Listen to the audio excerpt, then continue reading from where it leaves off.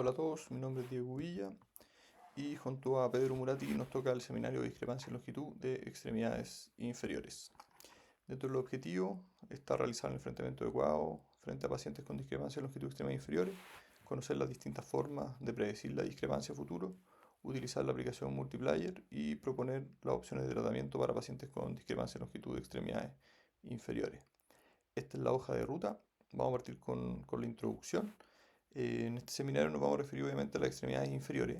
La discrepancia se refiere a la diferencia en el largo entre dos extremidades.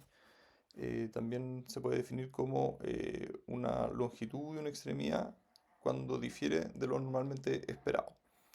Se habla de magnitud de discrepancia para referirse a cuánto más corta es una respecto a otra. Y ojo que puede afectar ambas extremidades. Es un problema relativamente común, se da entre el 40 a 70% de la población. Una magnitud de discrepancia mayor a 20 milímetros se da en al menos uno en 1000 de la población general. Y 10% de la población tiene mismo largo de extremidades inferiores. Existe controversia en cuanto a su real consecuencia en la funcionalidad y cuándo tratarla.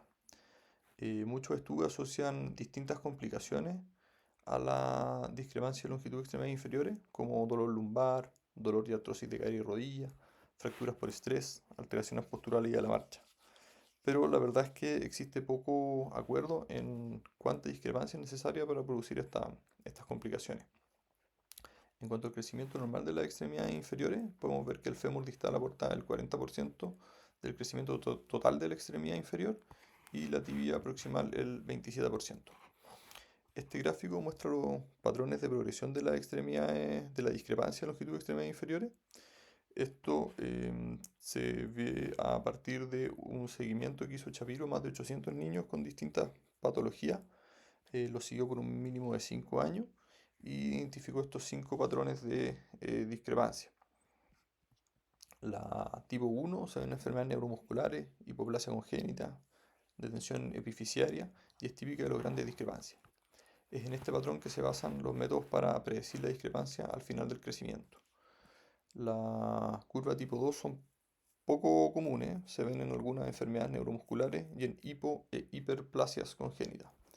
Las tipo 3 son típicas después de la fractura. Las tipo 4 se pueden ejemplificar con la enfermedad de Pertes, donde existe un colapso para luego una detención frisiaria prematura. Las tipo 5 son típicas de pacientes con artritis reumatoide, donde la hiperemia inicial produce sobrecrecimiento y luego el cierre prematuro de la fisia. En cuanto a las causas, existen múltiples, como se puede ver en este cuadro. Más que nombrar una por una, vale la pena conocer cómo pueden clasificarse. Entonces se pueden dividir en estructurales versus funcionales, siendo las estructurales el resultado del acortamiento óseo y las funcionales resultado de una mecánica alterada de las extremidades inferiores, como contracturas articulares, mal alineamiento de esqueleto axial, pie equinovano, entre otras. También pueden darse tanto en la infancia como en la adultez, afectando las alternativas de tratamiento que puedan tener. Por otro lado, pueden generarse tanto por retraso o por detención del crecimiento de la extremidad o por el contrario, sobrecrecimiento. En cuanto a la evaluación clínica, hacer una anamnesis completa, anotar la edad exacta del paciente, años y meses, rescatar los antecedentes del embarazo, si fue normal o patológico, si llegó a término, antecedentes perinatales, indagar los hitos del desarrollo psicomotor del niño y si existen familiares con condiciones similares. Preguntar dirigidamente por enfermedades congénitas, neuromusculares, cirugía ortopédicas previas, si está creciendo dentro de la curva normal y en la niña acordarse de preguntar por la menarquia. Hay que realizar un examen físico adecuado, el niño en ropa interior, evaluar la columna en busca de escoliosis, buscar manchas café con leche o lesiones en línea media, ver los ejes de las extremidades inferiores, evaluar la marcha, si existe patrón anormal, si existe claudicación, consignar la estatura del paciente, evaluar el rango articular de las articulaciones de las extremidades inferiores y obviamente medir el largo de las extremidades. Para medir el largo existen distintas técnicas. Una de ellas es con el uso de una wincha desde la espina ilíaca antero superior al maléolo medial y si hay una diferencia mayor a un centímetro, significa que hay una discrepancia real. Em, si es que la medición anterior es normal, o sea, no hay una diferencia, se procede a medir desde el ombligo hasta el maléolo medial, y si esta medición encuentra una diferencia mayor a un centímetro, se dice que existe una discrepancia aparente del largo de las extremidades inferiores. Otra forma de cuantificar la discrepancia de longitud es mediante el uso de realce en la extremidad corta, hasta lograr nivelar la pelvis. Luego se mide el realce para saber la magnitud de la discrepancia. En esta imagen se ve el test de Galeazzi o signo de Alice, paciente en supino, con cadera y rodilla flectada. Se observa una rodilla más abajo que la otra, indicando discrepancia. Siguiendo con el estudio de estos pacientes, las imágenes nos ayudan a cuantificar el largo de cada extremidad de forma más objetiva y si existe deformidad angular. También se puede evaluar la edad ósea. Ayudan a mitigar la inconsistencia en las mediciones clínicas. Son una forma fiable y reproducible de medir el largo de las extremidades inferiores. En cuanto a la radiografía, se puede ver con teleradiografía, ortoradiografía o escanograma, y también se puede utilizar el TAC. La teleradiografía es una radiografía AP de las extremidades inferiores centrada en las rodillas. Se toma de pie, con rótula al frente y con realce la extremidad más corta para nivelar la pelvis. Esto busca corregir las alteraciones rotacionales y diferencia de longitud. No se debe corregir la hiperlaxitud, ya que ocultaremos mecanismos compensatorios propios del paciente y alteraremos el aporte de los tejidos blandos a la deformidad. Tiene la ventaja de que es una exposición única para ambas extremidades. La ortoradiografía es una serie de rayos X orientados perpendiculares a las articulaciones, tanto de la cadera, rodilla y tobillo, sobre una placa larga. Si el paciente se mueve entre cada imagen, se puede alterar la precisión. Permite evaluar largo y deformidades angulares. El escanograma también es una serie de 3 rayos X perpendiculares a las articulaciones, pero menos panorámica como se ve aquí. Nótese que la placa debajo es una placa normal y se va moviendo, deslizando debajo del paciente al tomarla en las distintas articulaciones. Esta técnica se sugiere realizar solo en niños mayores de 5 años, en el fondo en niños que puedan quedarse quietos un rato. Su desventaja es que no permite evaluar deformidades angulares en fémur ni tibia. El TAC se ha utilizado también para valorar la discrepancia. Tiene la ventaja de ser un método preciso, abarca ambos miembros, incluyendo la pelvis, y las mediciones son realizadas por computador. Se usa protocolo con microdosis de radiación. Es de elección para pacientes con contractura de cadera o rodilla y se considera más precisa y fiable que la radiografía. Su desventaja es el costo. Aquí se puede ver en qué punto, de qué punto a qué punto se hacen las mediciones de los segmentos. Yendo ya a la predicción de la discrepancia en longitud extrema inferior al final del crecimiento, existen distintos métodos. Vamos a ver cada uno de estos. El primero es el método aritmético de White y Menelaus, basado en observaciones realizadas en niños y niñas respecto al crecimiento de huesos largos de las extremidades inferiores. Se desarrolló con el objetivo de predecir cuándo hacer una epifisioesis. Asume ciertas condiciones, como que la fisis femoral distal crece 10 centímetros al año, la fisicidad proximal 6 milímetros al año, que las niñas crecen hasta los 14 años y los niños hasta los 16, y que la discrepancia aumenta 3 milímetros por año de forma fija. Usa la edad cronológica y asume crecimiento estándar por año. Entonces vamos a aplicar este método con un ejemplo. Primero vamos a evaluar el crecimiento basado en una paciente femenino con estos dos controles, uno a los 7 años 10 meses y otro a los 9 años 3 meses, con estas mediciones de largo de las extremidades inferiores. Entonces primero calculamos el intervalo de tiempo entre los datos, en este caso entre un control y otro, 1.42 años. Calculamos ya los años restantes de crecimiento que le quedan, en el fondo 14 años como es una niña, menos la edad del último control, 9.9 años, 3 meses. entonces le quedan 4.75 años por crecer. Calculamos el crecimiento pasado de la extremidad, en el fondo la diferencia entre uno y otro control, para después calcular la tasa de crecimiento de la extremidad larga. Esto se hace dividiendo el crecimiento pasado de la larga en el intervalo de tiempo de las visitas. Entonces creció 10 centímetros en 1.42 años, o sea 7.04 centímetros por año. Calculamos finalmente la inhibición de crecimiento, que se hace dividiendo el crecimiento de la larga menos la corta dividido en el crecimiento de la larga. Entonces nos da una inhibición de crecimiento de 0.2 en este caso. Entonces ahora pasando a la predicción de crecimiento futuro, guardamos aquí al ladito nuestros resultados anteriores. Crecimiento futuro de la larga, multiplicamos los años restantes de crecimiento por la tasa de crecimiento que venía trayendo. En este caso 33.4 centímetros le quedaría por crecer a la larga. La discrepancia futura la calculamos multiplicando el crecimiento futuro de la larga por la inhibición de crecimiento. En este caso 6.7 centímetros. La discrepancia en la madurez la calculamos sumando la discrepancia actual más la discrepancia futura, dándonos una discrepancia en la madurez de 10.5 centímetros. También permite calcular el efecto del epificio ESI, si se realiza en el fondo ahora a los 9 años, 3 meses. En el fémur tiene un efecto de 4.75 centímetros, en la tibia 2.85 y combinado 7.6. Este método entonces es razonablemente preciso en los años finales del crecimiento, no así edades menores. Como desventaja usa la edad cronológica y no ósea, se usa para dar una visión global y fácil a la familia y permite un poco corroborar los otros métodos. Tiene una precisión de 80% dentro de 1.27 centímetros.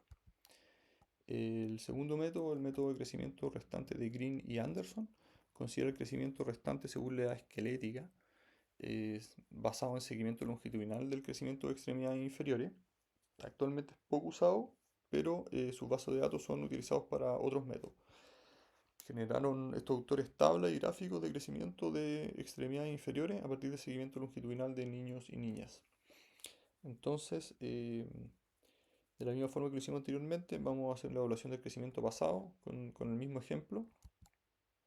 Entonces el crecimiento pasado se calcula de la misma forma. La discrepancia actual restando una con otra nos da una discrepancia de 3.8 y la inhibición de crecimiento se calcula de la misma forma previa. Guardamos acá al ladito nuestro resultado.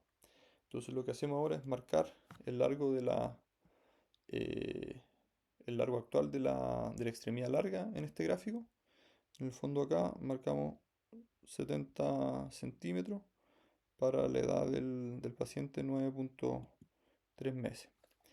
Y después proyectamos por su carril cuánto va a medir al final del crecimiento acá cuando ya se estanca, se aplana la curva, sería 80.1 centímetros. Con esto podemos hacer la predicción del crecimiento futuro. En el fondo, ver la discrepancia en la madurez. Entonces el crecimiento futuro lo vimos aquí en la tabla. 80.1, le quedarían 11.1 por crecer. La discrepancia futura la calculamos multiplicando el crecimiento futuro de la larga por la inhibición del crecimiento, nos daría 2.2 centímetros. Y la discrepancia en la madurez sería la discrepancia actual más la discrepancia futura, dándonos 6 centímetros de discrepancia en la madurez. Este método entonces, el tercero, el método de Moseley, está basado en las tablas de crecimiento, como dijimos, de Green y Anderson. Busca simplificar y mejorar la precisión. Y lo que hizo Moseley en el fondo es un nomograma que permite corregir por percentil de crecimiento. Entonces, primero se marca la medición del primer control de la extremidad larga. En el fondo acá dijimos que tenía 60 centímetros en el primer control de la larga. Trazamos una línea vertical. Marcamos después cuánto medía en ese primer control la extremidad corta y finalmente marcamos arriba la edad esquelética en dicho control. En este caso vamos a ocupar la edad cronológica ya que no tenemos la esquelética. Lo mismo marcamos para el segundo control, la extremidad larga en el fondo 70, la corta 66.2 y marcamos también arriba la edad esquelética. Después se traza una línea que mejora una de las mediciones de la extremidad corta, representada por esta línea negra, y después una línea horizontal que mejor una los puntos de la edad esquelética, como se ve acá arriba, privilegiando los controles más posteriores que pasen por la línea. Después se traza una vertical en la intersección de esta línea horizontal que hayamos trazado con la línea de la madurez. En el fondo lo que hace esta línea vertical es intersectar aquí a la línea de crecimiento de la extremidad larga y la corta. Y en esos puntos en el fondo reflejan cuánto van a medir las extremidades al final del crecimiento, siendo la larga 85 y la corta 75. Usando este cuadrito de referencia permite evaluar el efecto de una epifisiodesi. En este caso vamos a tomar como ejemplo una epifisiodesi del fémur.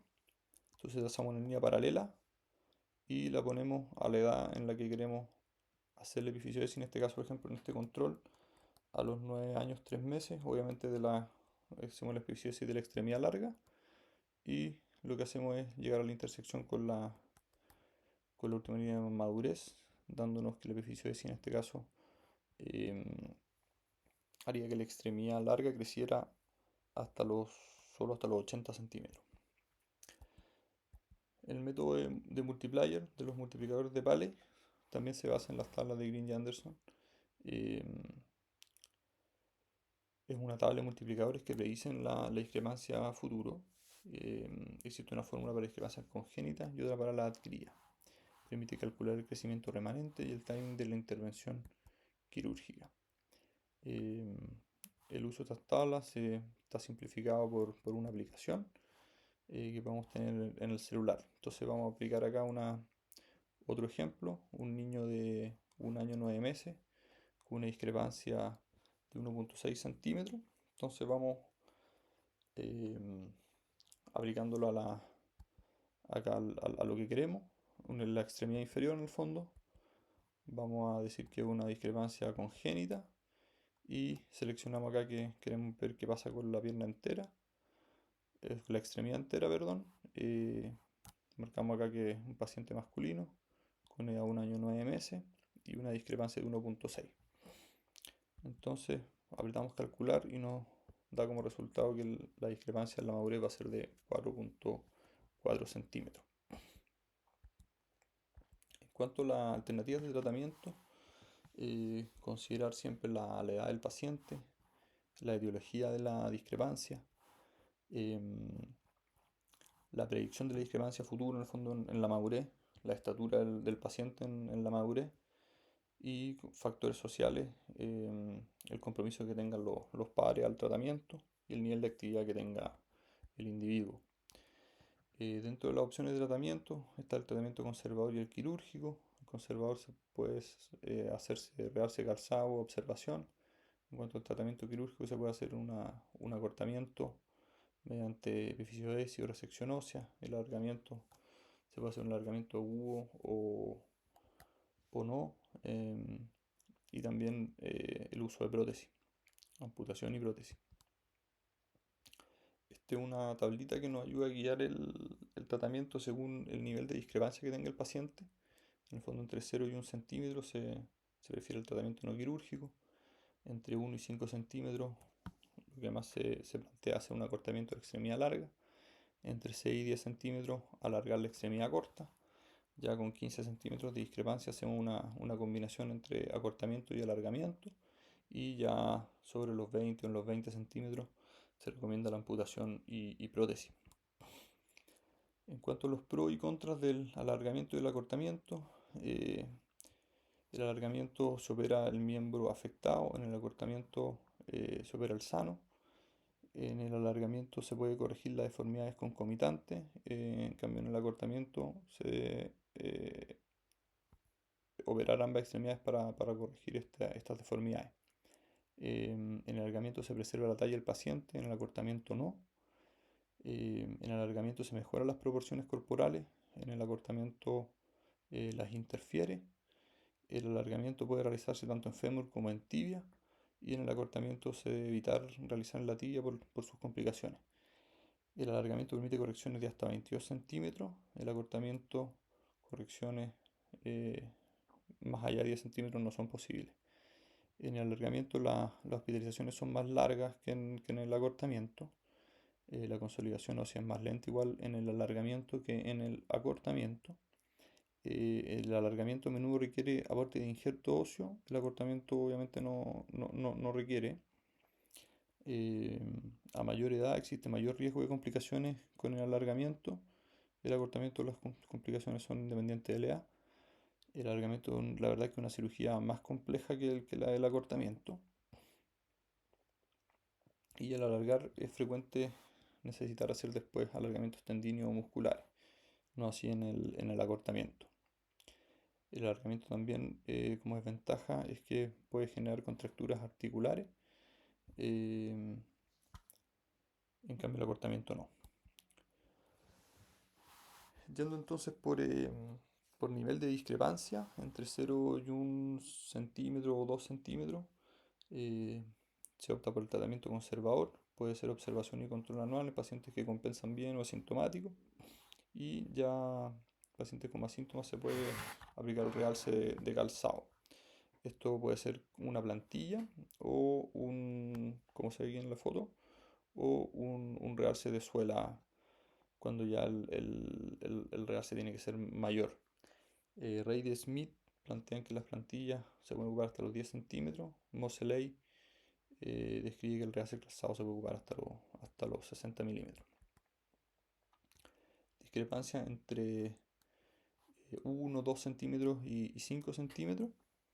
Lo que se propone normalmente es acortar la extremidad larga. Esto se puede realizar mediante epifisioesis, que es el cierre quirúrgico de la fisi. Existen distintas técnicas. La de Femister es como la más antigua y clásica, en donde se saca una pastilla ósea de cada lado de la fisi. Se da vuelta en 180 grados y se vuelve a poner, logrando el cierre fisiario.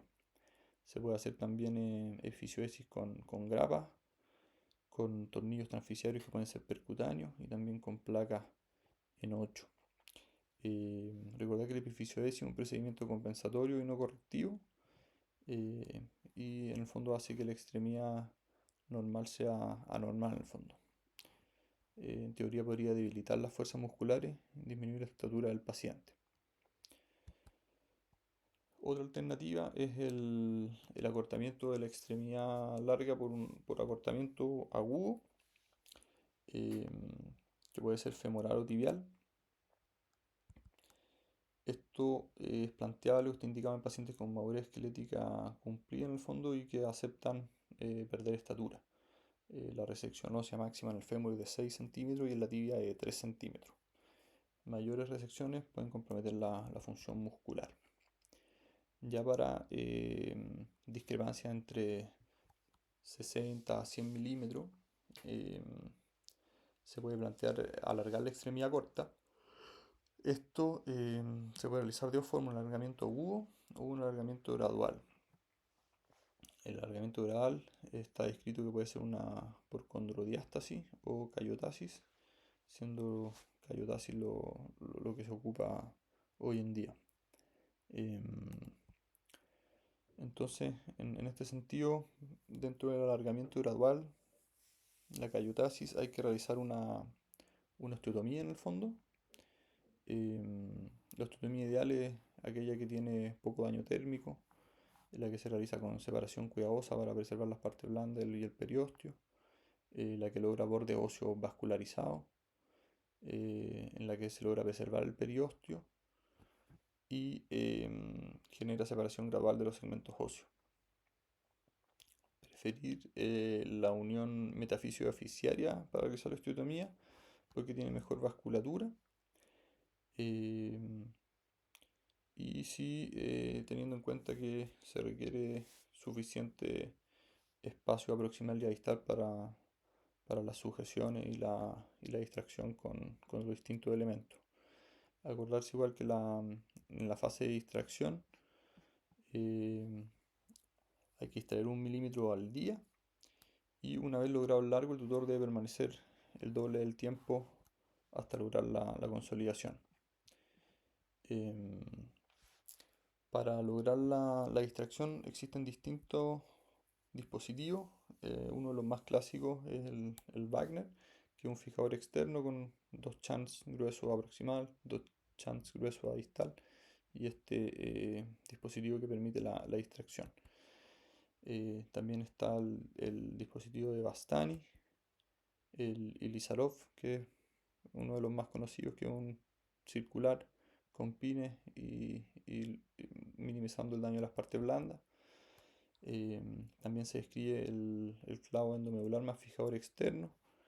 En el fondo el fijador externo da la distracción y el clavo endomedular lo que permite es, una vez terminada la fase de distracción, bloquearlo y mantener estabilidad para lograr la consolidación. En el fondo ese doble de tiempo para lograr la consolidación, una vez lograda la distracción, la mantiene solo el clavo. Entonces tiene un tiempo de tutor externo más corto. Este fijador de Taylor Spadia, la gracia que tiene es que permite ser más fácil su manipulación y una guía más fácil para el paciente de ir ajustando diariamente la distracción. Este clavo Intramedullary Skeletal Kinematic Nail posee un sistema que transforma el movimiento que realiza el paciente en distracción. Entonces, por ejemplo, el paciente al caminar se va generando la distracción del clavo. La desventaja que tiene es que efectivamente depende de cuánto se mueve el paciente para generar la distracción. Entonces, si el paciente se mueve poco, va a distraer poco, y si se mueve mucho, va a distraer mucho. El clavo Precise tiene un sistema magnético que permite controlar de forma remota la distracción. Ya para discrepancia alrededor de 15 centímetros, lo que se plantea es tanto alargar más acortar, en el fondo, un tratamiento combinado.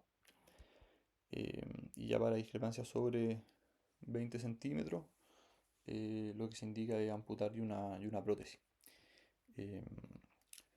Además de esta gran magnitud de discrepancia, la prótesis también está indicada cuando existe un pie disfuncional o deforme, o cuando la predicción del largo del fémur va a ser menor al 50% del largo del fémur normal, por decirlo así. Ahí también está indicada la prótesis.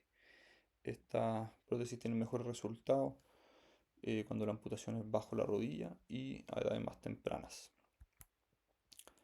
Dentro de las complicaciones, obviamente, la infección, consolidación prematura o retardo de consolidación, alteraciones vasculares o neurales, puede haber deseje, contracturas musculares, subluxación o luxaciones de articulaciones vecinas. Se describe dentro de las complicaciones también las fracturas y el estrés emocional del paciente. Entonces, como resumen, este cuadrito que nos guía a las opciones de tratamiento según el grado de discrepancia que tengan las extremidades.